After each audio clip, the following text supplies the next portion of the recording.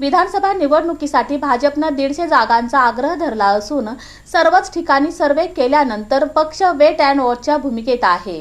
वेळ पडली तर भाजप एकटा देखील लढेल असं बोललं जात आहे।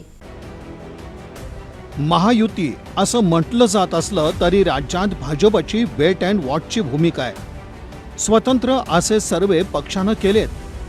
यातून एकट्यानं निवडणुका लढल्यास काय होईल याचा अंदाज बांधण्यात आला।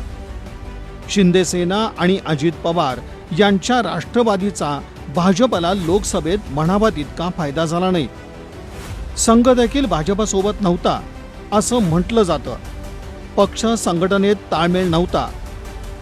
पुरत्या जमिनीवर आलेल्या भाजपनं विधानसभेसाठी खबरदारी बाळगून मोर्चे बांधणी सुरू केली आहे। संघाशी जमवून घेण्यात आलंय तर कार्यकर्ता आणि जनमानस याचा विचार केला जातोय। राहिला प्रश्न महायुती म्हणून लढण्याचा।